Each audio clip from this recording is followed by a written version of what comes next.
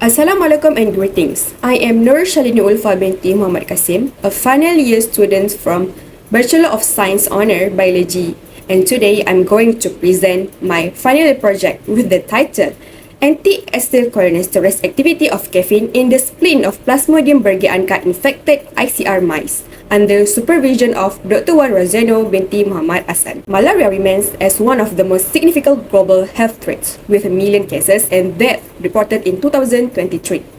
Cerebral malaria, a neurological complication of malaria, leads to high mortality, especially in children and adults.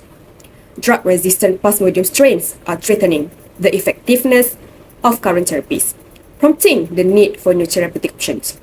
Caffeine, a plant-derived alkaloid known for its anti-inflammatory, antioxidants, neuroprotective, and anti-ACHE properties.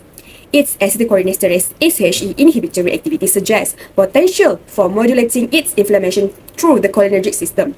This study investigates the anti-ACHE activity of caffeine in the spleen of Pkasmodium Berghei Anka-Infected ICR mice. Although Malaysia achieved 0 local malaria cases from 2018 to 2022, a resurgence was recorded in 2023. The emergence of drug-resistant Pkasmodium strain and malaria-induced oxidative stress are major challenges to current treatments. Caffeine, with its multi-phase pharmacological properties, may offer a novel therapeutic angle, especially due to its ACHE inhibiting effect.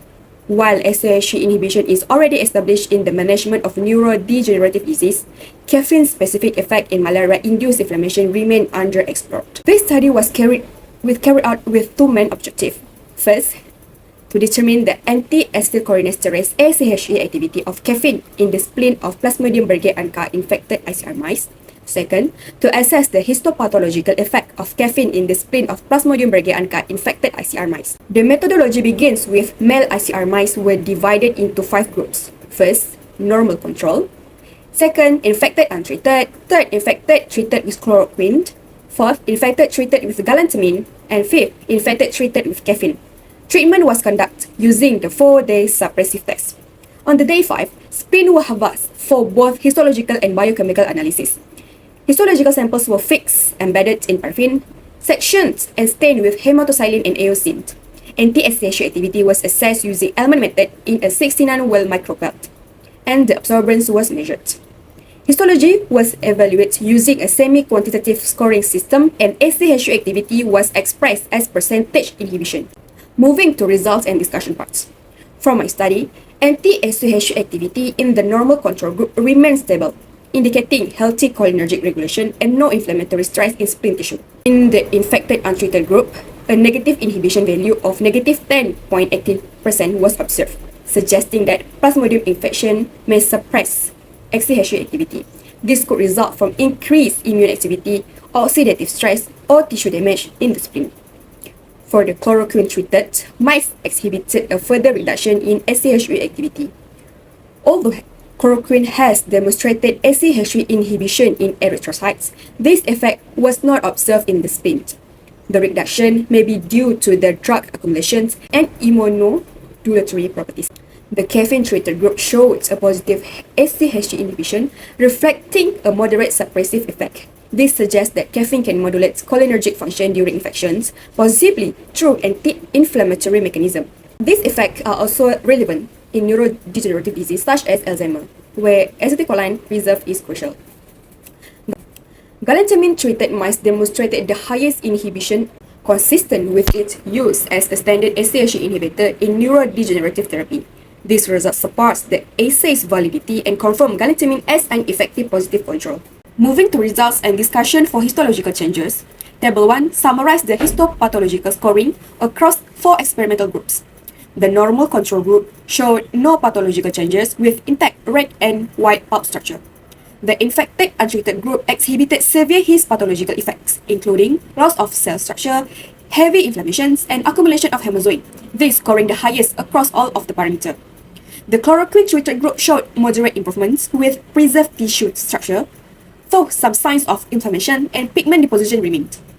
The caffeine-treated group displayed only mild changes, this suggesting that caffeine helped preserve spleen structure and reduce malaria-induced tissue damage, likely due to its anti-inflammatory and antioxidant properties. Figure 2 highlights several key histological features observed in spleen tissue.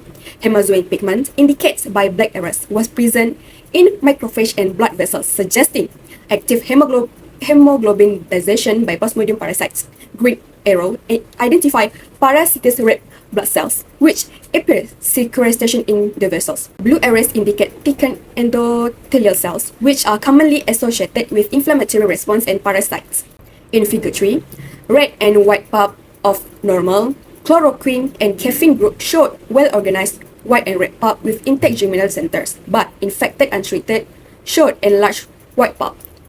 In the figure 4, normal, chloroquine, and caffeine group showed no inflammation, while infected untreated group showed inflammatory cell infiltration and tissue disruption. To conclude, caffeine treatment result in mild histological changes and a positive ACHE inhibition, indicating its potential anti-inflammatory and tissue protective effect during malaria infection.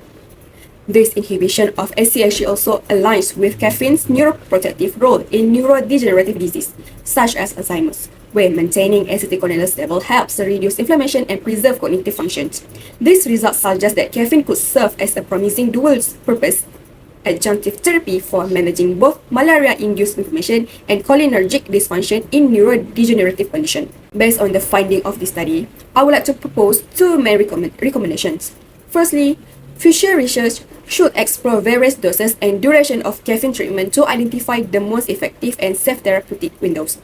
Secondly, it would be beneficial to investigate the combination of caffeine with existing antimalarial drug to determine whether synergistic effect can be achieved in reducing malaria-induced spleen damage and enhance treatment outcomes. These are all from me. Thank you.